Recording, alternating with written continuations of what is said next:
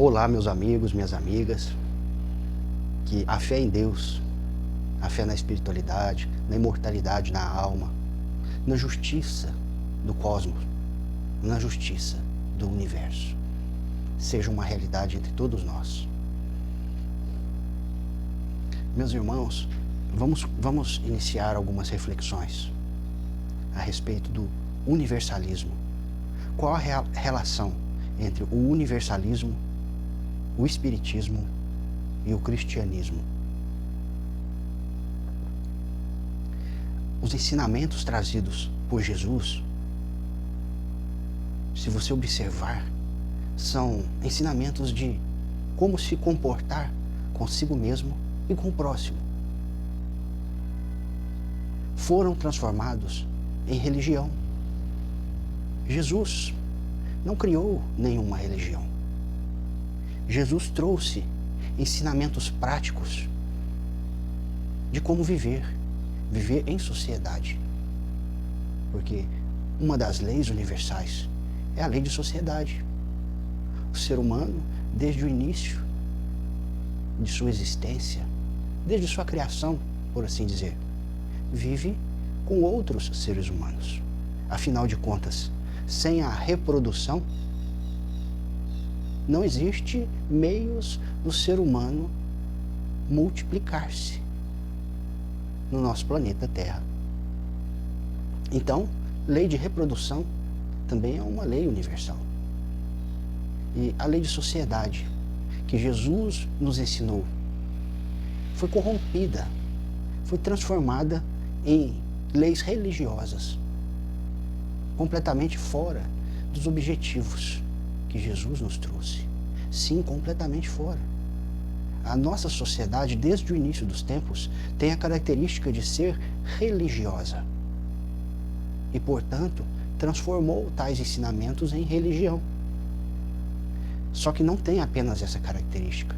Nossa sociedade também tem outras características. A desunião, o egoísmo. Observe, as religiões que representavam as sociedades.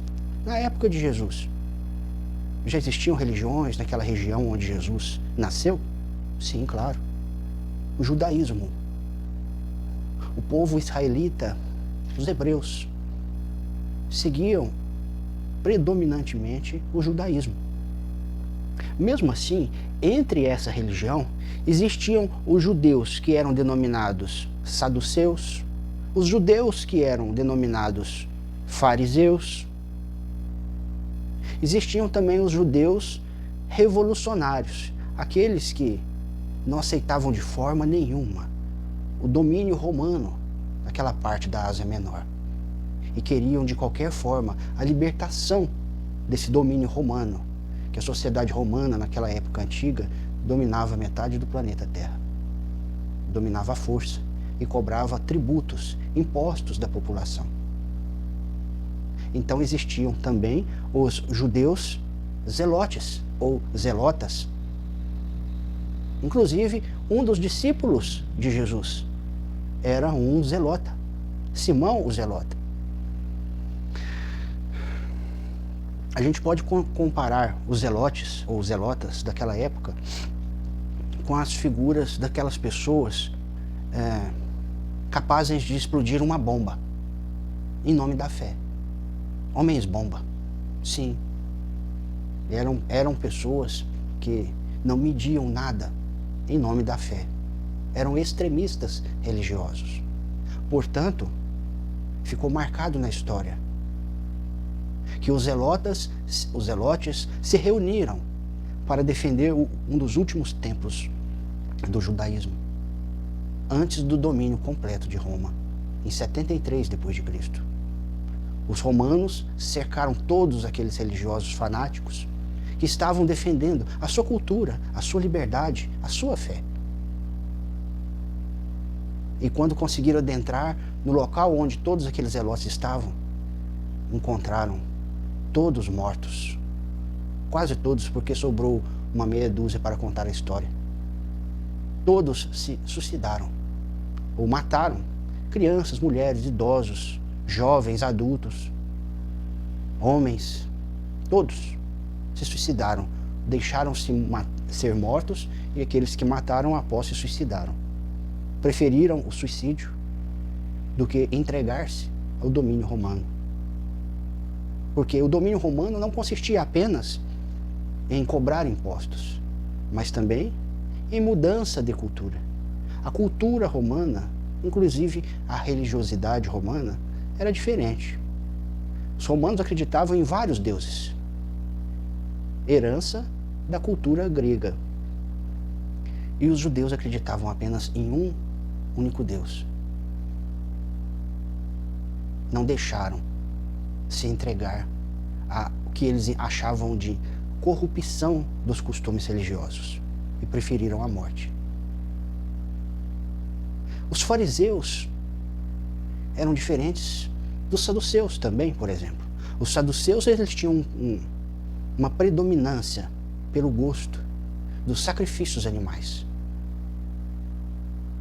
Os saduceus eram aqueles que mais trabalhavam na mente de seus fiéis para que realizassem sacrifícios dos animais, em troca do abatimento dos seus erros, dos seus pecados. Ou em gratidão a Deus, abateria-se um animal. E por trás desses sacrifícios existia o comércio dos animais. Vendiam-se desde pombos a bois, a bodes e etc., para que fossem sacrificados. Existia também os açougues hebreus, os açougues judeus, os açougues do templo, que recolhiam aqueles animais sacrificados, partiam as suas carnes e vendiam à população. Quer dizer que eles ganhavam duas vezes pelos animais vendidos. Uma vendendo aquele que os sacrificaria, e outra recolhendo aqueles animais e vendendo a carne para outras pessoas. O comércio sempre esteve ligado na religião. Uma das nossas heranças aqui no Brasil a respeito dos israelitas, da cultura israelita, por exemplo, é a Páscoa. O povo israelita celebrava a Páscoa. E os cristãos começaram a celebrar essa data. E até hoje se mantém como que uma tradição religiosa. Porque Jesus, tendo nascido em uma família e comunidade religiosa judia, vivenciava aqueles períodos em que existiam as comemorações religiosas. E para descrever as histórias de seus ensinamentos, seus apóstolos também descreveram o momento em que viviam. E um desses momentos era a Páscoa. E foi um momento marcante na história do cristianismo, sim. E deveras a gente consegue entender por que os cristãos marcaram esse período de Páscoa. Porque Jesus foi assassinado na véspera da Páscoa. Então, o que deveria ser uma reunião fraterna de pessoas que admiram Jesus e estariam lembrando de seus esforços hercúleos para a educação das pessoas, de seu assassinato na véspera da Páscoa, tornou-se em mais um meio de comércio, que são os ovinhos de chocolate para as crianças de baixa idade e para as crianças adultas. Comer ovinhos de chocolate que custam preços que variam de um real a R$1.000. Coisa que não tem nada a ver com a lembrança que os primeiros cristãos cultuavam este período. Agora, o que tem a ver o universalismo com os ensinamentos trazidos por Jesus? O movimento universalista ele foi criado, pode-se dizer, por Ramatiz. Ramatiz é um daqueles grandes espíritos que divulgou o universalismo. Mas se você observar, em quase todos os livros do Ramatiz, em todos, ele traz os ensinamentos de Jesus e traz os ensinamentos do Espiritismo. Por que Ramatiz traz os ensinamentos do Espiritismo? Ora, porque ele é um espírito que tem auxiliado a humanidade a compreender que o Espiritismo é uma continuação do cristianismo iniciado por Jesus. O Espiritismo foi criado, foi trazido por força do Espírito de verdade, que é aquele Espírito que Jesus utilizou literalmente essas palavras, Espírito de verdade, que seria o seu continuador, que seria o advogado dos cristãos, que seria o novo mestre dos cristãos. Porém, uma grande minoria dos cristãos alcançam este ensinamento. Uma grande minoria. Agora, e o universalismo? Veja bem, meus amigos, o cristianismo trazido por Jesus não veio como uma religião, veio como um estilo de vida saudável, fisicamente e espiritualmente, consciencialmente, interiormente, são.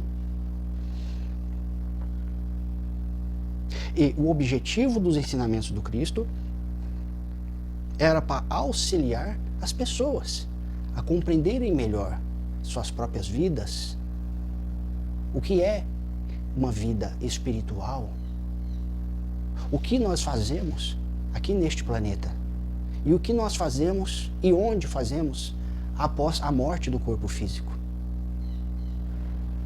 A continuidade da vida após a morte. Esse foi o principal ensinamento do Mestre Jesus.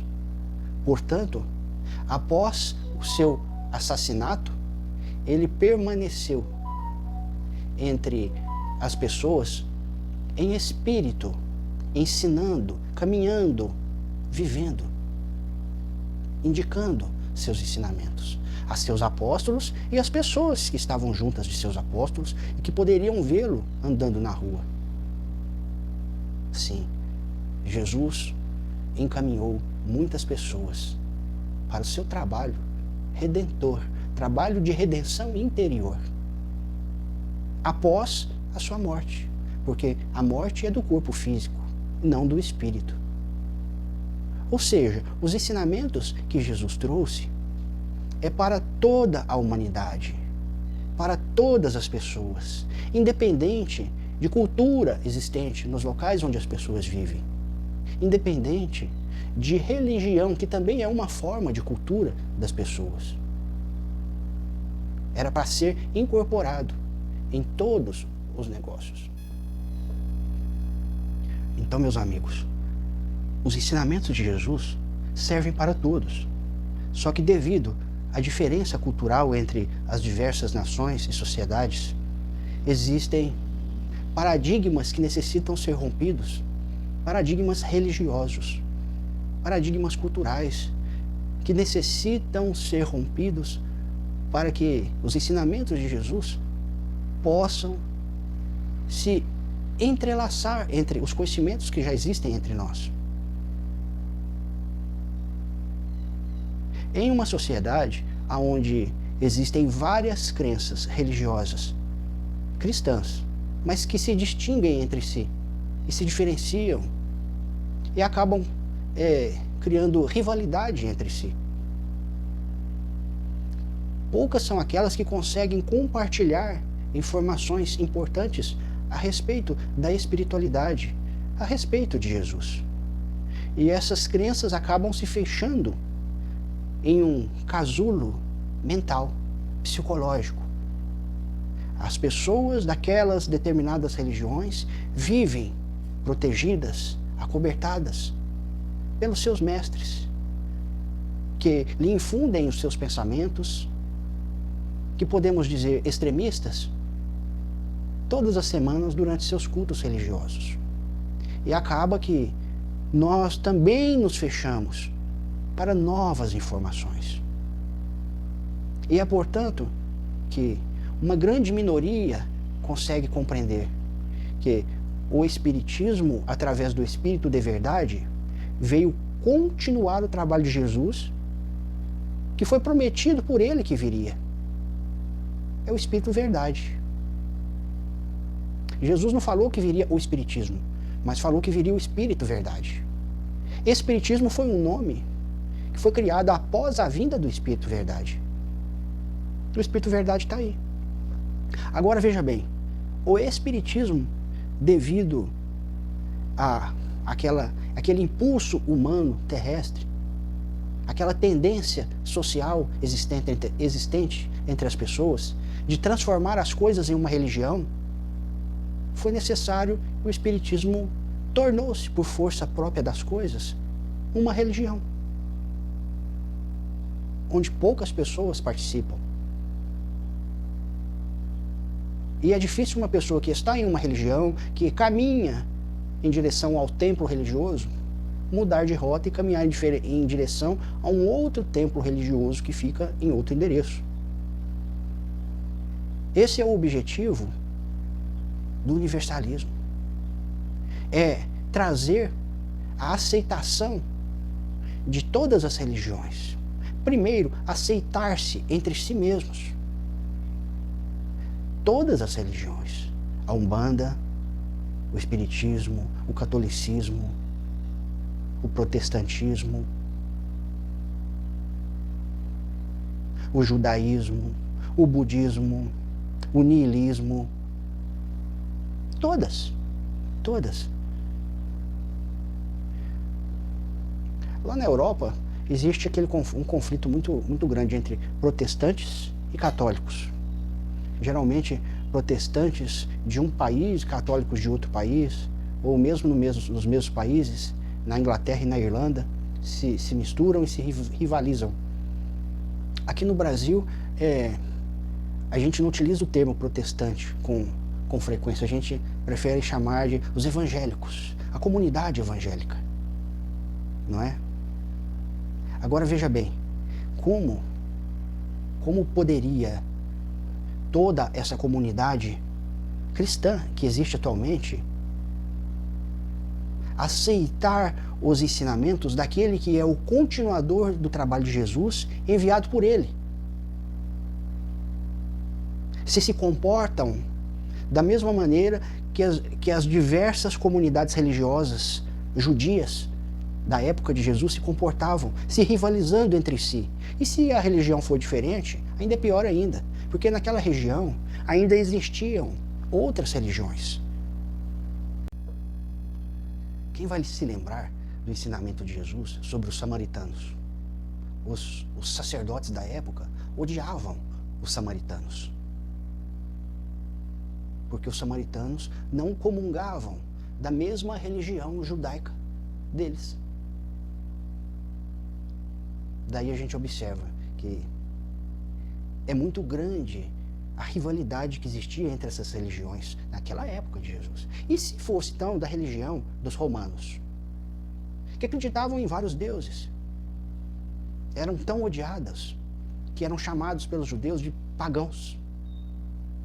E até hoje, essa cultura persiste no meio religioso em que vivemos. Se uma pessoa não for batizada na nossa religião, qual é a sua religião? Você é evangélico? Qual é a sua? Você é evangélico de outra denominação? E qual é a sua? Você é católico? Você também já ouviu esse termo? Aquela criança não foi batizada na nossa religião. Ela é pagã. Observa-se daí que a cultura humana não mudou nada. E seus ensinamentos cristãos não foram capazes de adentrar no coração desses religiosos naquela época. Até hoje, os ensinamentos cristãos trazidos pelo continuador, que é o Espírito Verdade, apesar de ter vindo há quase 200 anos na Terra, não foram capazes de entrar no coração, na mente desses religiosos. Veja bem, meus amigos, muita gente aguarda a volta de Jesus. A volta de Jesus. O principal ensinamento que Jesus deixou para a humanidade é sobre a imortalidade da alma, que a vida continua após a morte do corpo físico. E, portanto, ele se materializou entre as pessoas. Só que muitas pessoas, muitas religiões, seguindo palavras que existiam na antiguidade entre os hebreus, que era a ressurreição, não acreditam que Jesus se materializou sem ser ressuscitado. Simplesmente ele utilizou os poderes do Espírito e se tornou visível, tangível, mas não precisou ressuscitar entre os mortos. Porque a morte é só do corpo, não existe a morte do Espírito. Como eu posso falar sobre esse assunto com vocês? Veja bem, entre os fariseus e os saduceus, que eram da mesma religião, mas que comunidades diferentes, que tinham algumas divergências entre a filosofia religiosa, que era escrita na mesma Bíblia, que é a Torá. Uns acreditavam na reencarnação, só que chamavam de ressurreição. Outros não acreditavam na reencarnação. Então, esta cultura, como foi se mesclando entre as pessoas das variadas religiões que tiveram contatos com a população judia, foi se tornando o que é hoje. Alguns acreditam na ressurreição dos mortos para a vida eterna, mas não acreditam na reencarnação. Porém, meus amigos, o que aconteceu com Jesus foi que ele veio naquela época, depois da morte do seu corpo físico, mostrar para os seus apóstolos e para as pessoas que a morte não existe. Mesmo entre seus apóstolos, que já haviam convivido certo tempo com ele e aprendido de seus lábios seus ensinamentos, duvidaram, como Tomé. Foi preciso que ele materializasse em seu corpo espiritual as marcas dos ferimentos que ele sofreu na cruz, e que Tomé tocasse nesses ferimentos, para que acreditasse.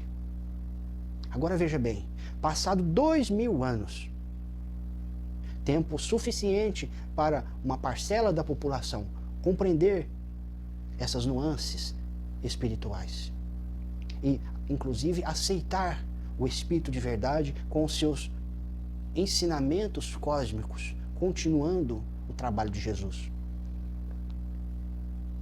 Não seria uma retroação? Não seria retroagir?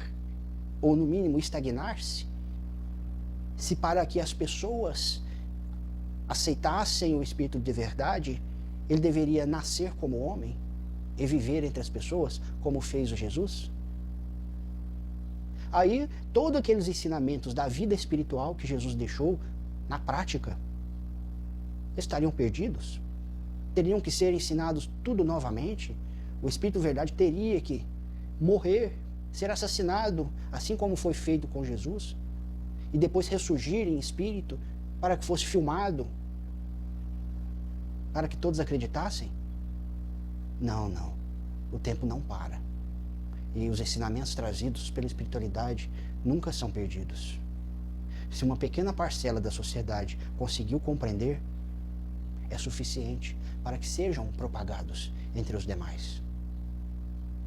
E é por isso que precisamos romper esse casulo psicológico que tende a nos proteger, só que nos protege tanto, inclusive das novas verdades e dos novos ensinamentos.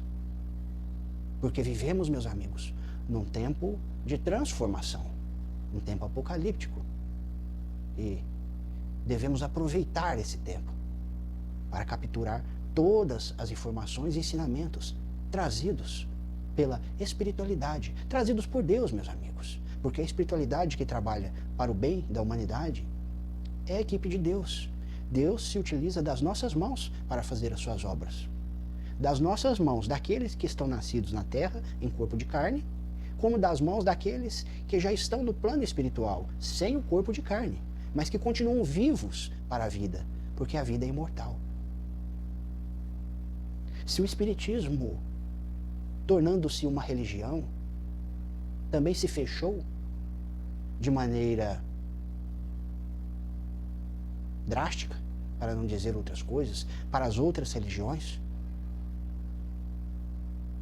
Mas quem disse que o Espiritismo se fechou, Mateus? Nossas portas do Centro Espírita são abertas para todas as pessoas. Com certeza, as portas do Centro Espírita são abertas para todas as pessoas. Igual as portas de qualquer igreja são abertas para todas as pessoas. Que diferença tem entre uma casa religiosa e outra, neste sentido? Nenhuma.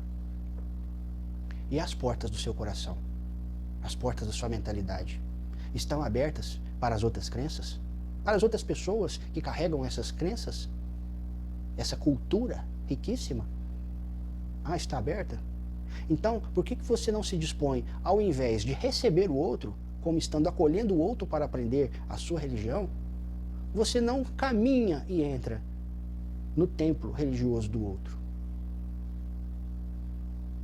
Dentro do Espiritismo existe um terrível mal, que foi uma cultura de preconceito racial implantada pelo próprio homem há muitos anos atrás. Uma cultura de desprezo a tudo que seja ligado a outras etnias, a outras raças, que não seja a branca. Então, meus amigos, a cultura espiritual e religiosa. Então, meus amigos, muita gente pode falar assim: eu vivo o universalismo, eu acredito no espiritismo, eu respeito todas as religiões. Mas a real, meus amigos, é se você tem capacidade de amar incondicionalmente, independente da raça, independente da cultura, independente dos rituais que aquela pessoa pratique para se sentir bem.